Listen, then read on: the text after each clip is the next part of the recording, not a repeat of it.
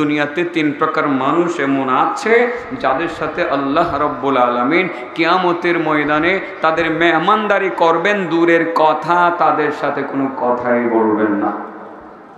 এক নম্বর আল মান্নান। এক নম্বর কেডা? এই আব্দুল মান্নান না, কিন্তু আবার লাগায়েন না। আব্দুল মান্নান আমার ছোট ভাইয়ের শ্বশুর, দেলোয়ারের শ্বশুর, আমার তালুই, ওই তালুই আছে, দেখা যায় না, এস লাগায়েন না। এক নম্বর কি? মান্নান। এক নম্বর কেডা? মান্নান কি আপনাদের গ্রামের আব্দুল মান্নান?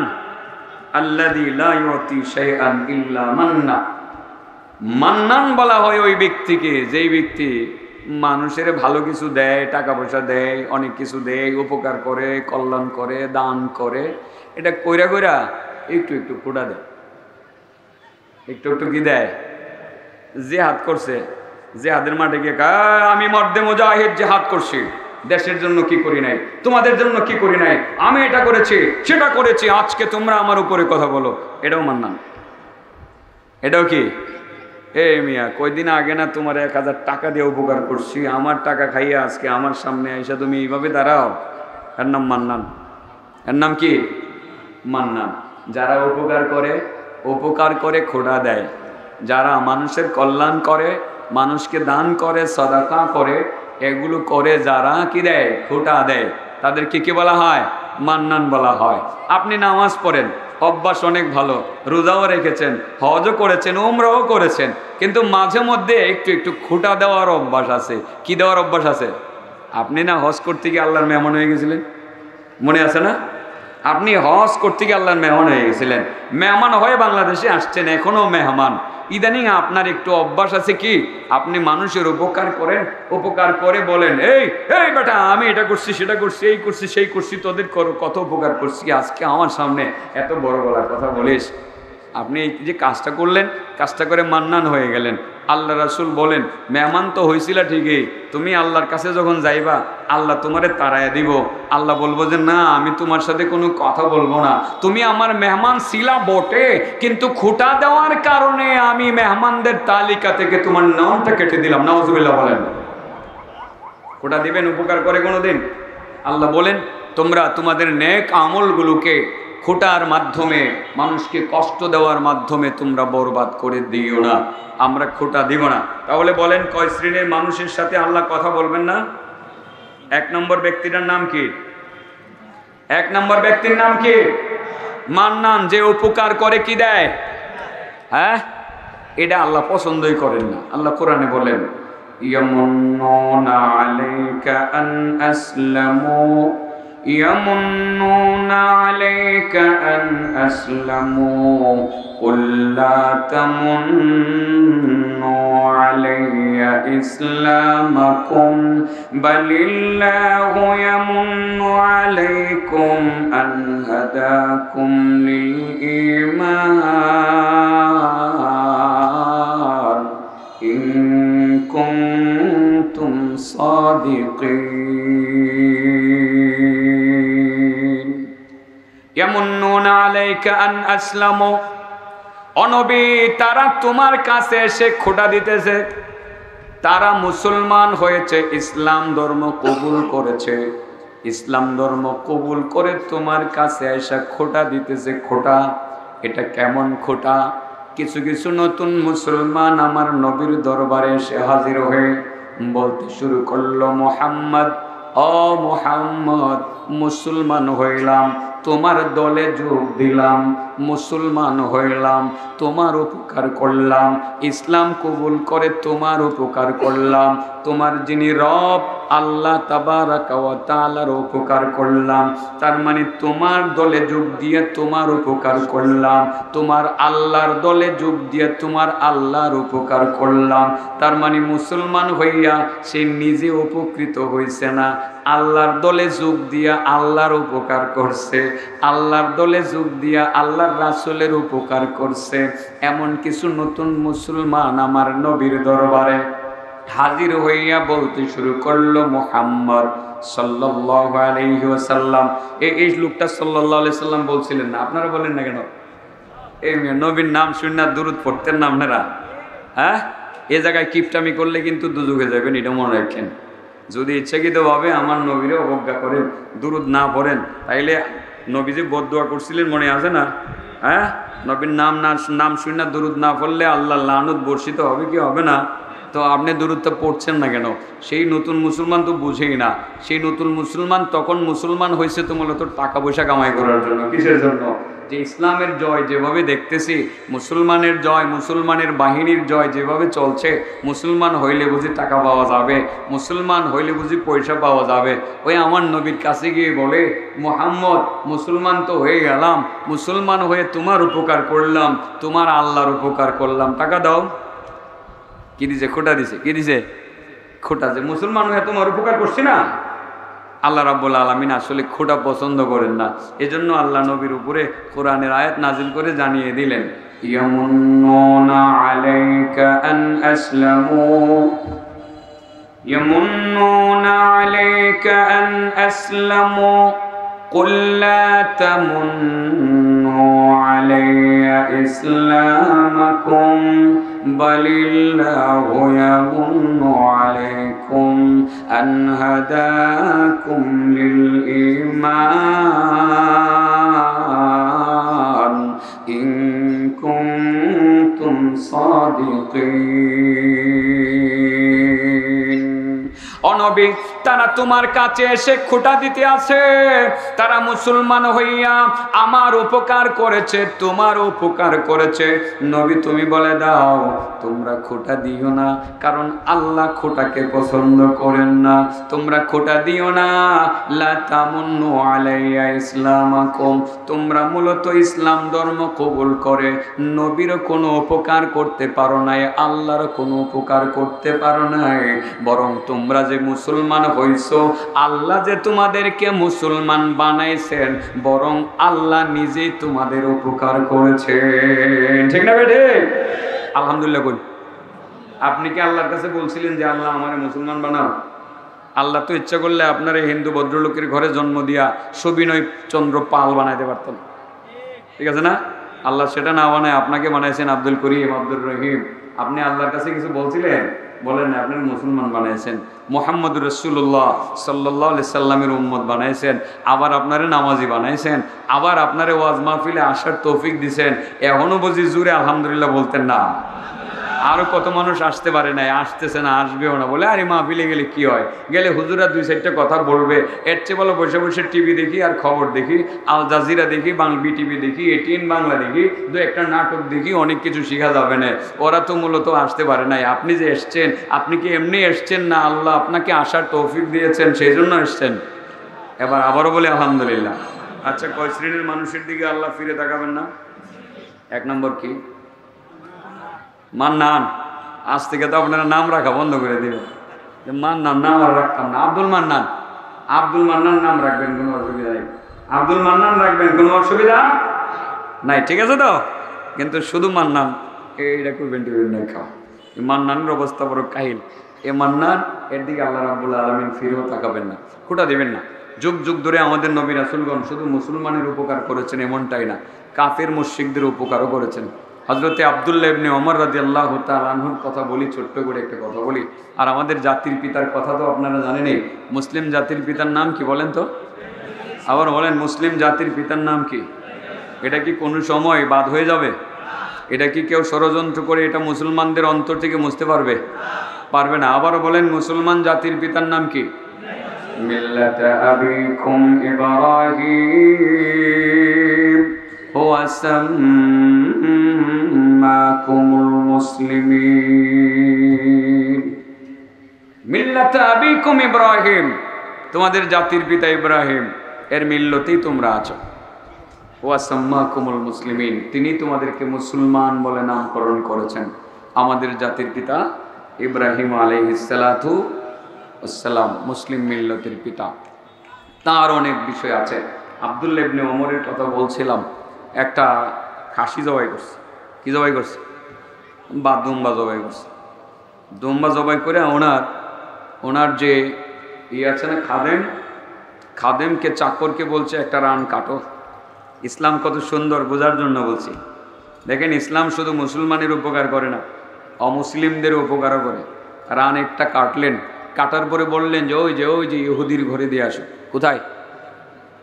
সন্তানের আকিকার দুম্বার রান অথবা খাসির রান কোথায় দিয়ে আসবে?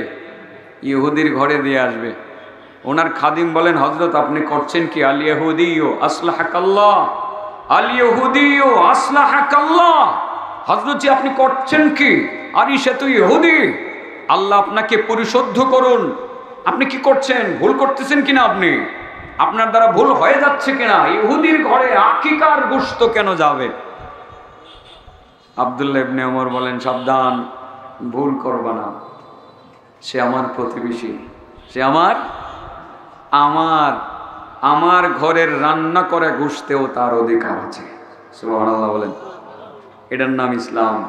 আল্লাহ রাসূল প্রতিবেশীকে এতটা গুরুত্ব দিয়েছেন, আমার মনে হচ্ছিল যে আল্লাহ রাসূল প্রতিবেশীকে সম্পদের ওয়ারিস বানিয়ে দেয় কিনা। মনে হচ্ছিল রাসূলও তা বলছিলেন। জিবরাইল আমার কাছে এমনভাবে প্রতিবেশীর হক নিয়ে বলছিলেন, আমার মনে হচ্ছিল, ধারণা হচ্ছিল, ভয় হচ্ছিল, আবার প্রতিবেশীকে সম্পদের ওয়ারিস বানিয়ে দেয় কিনা। প্রতিবেশীর হক আছে না নাই? অমুসলিম হইলেও তাহলে প্রতিবেশীকে বকরির রান দেওয়া, এটা কার বিধান? ইসলামের বিধান। কার বিধান? মুসলিম হোক অমুসলিম হোক। তাহলে আপনার প্রতিবেশী ইহুদি নাই, হিন্দু ভদ্রলোক আছে, ইসলাম বলে তুমি যদি খাসির গোশত খাও, তোমার ঘরে রান্না হয়, তোমার প্রতিবেশীকে তুমি শরীক রেখো, যদি পারো কিছু গোশত দাও, বকরি জবাই করলে একটা রান দাও। তবে গরুর গোশত যেহেতু তারা খায় না, গরুর গোশত তারা যেহেতু গ্রহণ করে না, সেটা তাদেরকে আপ্যায়ন করবেন না, সেই ক্ষেত্রে তারা মাইন্ড করতে পারে। ঠিক আছে না? এটা তাদের ধর্মীয় বিষয়। কিন্তু ইসলাম কত সুন্দর, কি চমৎকার একটা শিক্ষা ইসলাম আমাদেরকে দিয়েছে। সেটা হলো প্রতিবেশী যদি অমুসলিম হয়, তোমার ঘরের রান্না করা গোশত এর মধ্যে তার হক আছে। বকরি জবাই করলে সামান্য একটু গোশতের মধ্যে হলেও তার হক আছে, সামান্য একটু গোশত তাকে তুমি দিয়ে খাইবা। আর ইব্রাহিম নবী আলাইহিস সালাতু ওয়াস সালামের বৈশিষ্ট্য ছিল এমন, তিনি তো মানুষ ছাড়া খাইতেনই না। বিশেষ করে দুপুরবেলা মুসলিম অমুসলিমের মধ্যে কোনো ভেদাভেদ করতেন না। তিনি শুধু দিতেন, মানুষকে খাওয়াইতেন, তিনি খাওয়াইতে ভালোবাসতেন। এটাই ছিল আমাদের জাতির পিতা ইব্রাহিম আলাইহিস সালাতু ওয়াস সালামের বৈশিষ্ট্যগুলোর অন্যতম বৈশিষ্ট্য। সেই কথাগুলো আপনারা ওয়াজের মাঠে বহুত শুনেছেন। আমি কথাটা আবার রিপিট করি। বলেন তো বাবা, কয় শ্রেণীর মানুষের সাথে আল্লাহ কথা বলবেন না? এক নম্বরে যে মান্নান, দিয়া খোটা দেয়। মুসলমানদের অভ্যাস শুধু দেওয়ার, খোটা দেওয়ার না। এটা বোঝানোর জন্য বলছি। ইব্রাহিম আলাইহিস সালাম সেখানে সামান্য একটু ভুল করেছিলেন, আল্লাহ ওনাকে সেই শিক্ষাটুকু দিয়েছেন। পরবর্তীতে দুপুরবেলা মেহমান খুঁজে বের করা লাগবে, কোথায় আছে মেহমান। খুঁজতে অনেক দূরে চলে গেলেন। মেহমান ছাড়া তিনি খাবেন না। মেহমান একটা পাইলেন, অনেক দূর থেকে হেঁটে আসছেন, সেই কাগজে গ্রাম থেকে হেঁটে দিলালপুর হয়ে এখানে এসছেন। এখন তো হাঁটার কথা বললে আপনারা বলবেন কেমন কথা বলে মুফতি আতিকুল্লাহ, এখনো কি আমরা হাঁটি? এখন তো গাড়ি আছে, রাস্তাঘাট আছে। আরে বাবা, আজ থেকে 20 বছর আগে কাগজি গ্রামের মানুষ, তাদের চলার পথ ছিল একমাত্র নৌকা, তা না হয় পায়ে হাঁটা। ঠিক না বেটে? অনেক দূর থেকে হেঁটে যখন মানুষ আসে, কয়েক ঘন্টা টানা হাঁটলে পরে ক্ষুধা লাগবে কি লাগবে না? কেমন যে ক্ষুধা লাগে। ছোটবেলা মিছিলে গেছেননি আপনারা? মিছিল নির্বাচনের কি আমেজ ছিল, নির্বাচন আসলে কি আনন্দ ফুর্তি ছিল। কোথায় এখন নির্বাচনের আমেজ বলতে কিচ্ছু নাই। মাসুদ বাইরে দেখলাম শুধুমাত্র ফেসবুক একটা স্ট্যাটাস দিছে যে আমারে আপনারা ভোট দিয়ে। দেখা উনি আর কোথাও ভোট চাইতেও গেছে না, মিছিলও নাই, মাহফিলে এসে বসে রয়েছে। এই যে আমি দেখতেছি, আমি দেখছি তো এই যে বসে রয়েছে। নির্বাচনের আমেজ হয়ে গেছে। আগে নির্বাচনে যাইতাম 2-4-5 ঘন্টা মিছিল করতাম, মিছিল করতে কাহিল হইলে খাওন যে কি মজা লাগছে।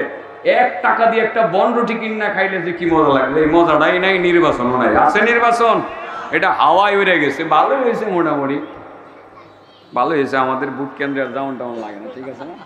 এটা কেমন বলা হয়েছে যে এটা আপনারাও বুঝতেছেন, আর আমি তো বহু আগেই বুঝতেছি। এই মজাটা গেল কই? আল্লাহ আমাদের এই মজাটা ফেরত দেখ।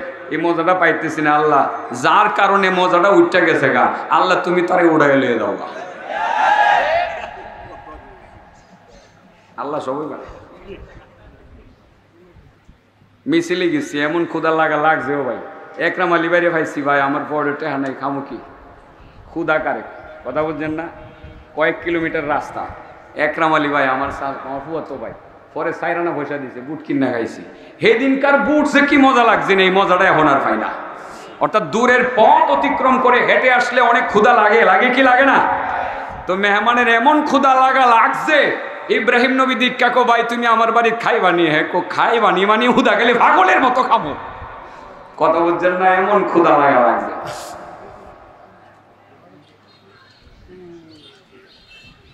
সময় আসেও ভাই সব কিছু না, আরো কেউ দিবেন? বুঝাইলাম হুজুর আইসে, আমি হুজুরের হাসিটা দেখছি, দেখেন জিন্দিগি কেমনি গোছাইলে, এটাও কিন্তু একটা আকর্ষণ, ঠিক না বেটি? এটা কইলো, এটা কই আবার গোছাও। ইব্রাহিম আলাইহিসসালাম মেহমানরে কইছে ভাই খাবেনি? খামু। উনি তো আসলে মুসলমান ও মুসলমান চিন্তা করছে না, এটার নামই তো ইসলাম। এটার নাম কি? আরে ক্ষুধা লাগছে হিন্দু ভদ্রলোকের, তারে আমার ঘরে নিয়ে বসায় খাওয়ামো, এটার নাম ইসলাম। আরে এটার নাম ইসলাম। তো হিন্দু লোক কষ্ট করতেছে না খেয়ে, তার বাড়িতে 1 মণ চাল কিনে পাঠিয়ে দিবেন, তার নাম ইসলাম। এই শিক্ষাটা ইসলাম আমাদেরকে দিয়েছে। ইব্রাহিম নবী বাড়িতে নিয়ে আসছে, ভাই বিসমিল্লাহ খাওয়ান শুরু করো। বেড়া তো বিসমিল্লাহ জীবনও শুনছে না, কথা বলছেন না? কো ভাই বিসমিল্লাহ কি? আল্লাহর নামে শুরু করো। হ্যাঁ ভাই আল্লাহ কি আমি বুঝি না। আরে যে আল্লাহ রিজিক দিছে, আসমান দিছে, জমিন দিছে, তোমারে দিছে, আমারে দিছে, হে আল্লাহর নাম নিয়ে শুরু করো। এটা কয়টা আমি পারতাম না, গাওরা আসিল আর কি, বুঝলেন না? এটা পারতাম না। না পারলে যে আল্লাহর রিজিক তুমি খাইবা, ওই আল্লাহর নাম নিতে পারতা না, তাহলে তুমি তো খাইতে পারবো না। যাও গা, জামুগা, তবু আল্লাহর নাম নিতাম না। কেমন গাওরা চিন্তা করছেন? ওরে জায়গা। সাথে সাথে আল্লাহ রাব্বুল আলামিন ইব্রাহিম নবীরে ডাক দিয়ে কই, ইব্রাহিম সারা পৃথিবীর সবাইকে আমারে ডাহে? কোনা ডাহে না। সবাইকে আমার নাম লয় না, তো হেরারে কেডা খাওয়ায়? আল্লাহ তুমি খাওয়াও। এত এত কাট্টা কাফের আমার নাম লয় না, লক্ষ লক্ষ কাট্টা কাফেরকে যদি আমি খাওয়াইতে পারি, তুমি একটা কাট্টা কাফের খাওয়াইতে পারলাম না? ভুল করে লাইছো। ইব্রাহিম নবী আবার বুঝছিনি, এবার বুঝছিনি, বুঝ যাকে ভুল তো হয়ে গেছে। এবার কি করি, মহা মুশকিল। এবার দিছে দৌড়, গিয়ে দেখে একেবারে গেছে গা দিলালপুর নৌকাগড়া। ভাই আমার বাড়িতে তুমি খাইবা? না খাইতাম না। তুমি কি কও? বিসমিল্লাহ বলতাম, এটা আমি পারতাম না। ভাই তোমার কিচ্ছু কমন লাগতো না, খালি খাইবা, তুমি খালি খাইবা। তাইলে অসুবিধা নেই, দস্তরখানে খাবার রেডি করছে, এবার আর কিচ্ছু করে না, ভাই তুমি খাও। এর কথা হইলো একটু আগে আমারে উড়াইয়ে দিল, আর এখন জামাই আদর করে খাওয়াইতেছে। কারণটা কি ভাই? ইব্রাহিম তুমি আমার এখন জামাই আদর করে খাওয়াইতেছো, কারণ কি? এখন তো কিছু কওটাও না। তো ভাই আসলে কইতাম যে তোমারে যে দস্তরখান থেকে উড়াইয়ে দিছিলাম, আমার আল্লাহ বড় রাগ করছে।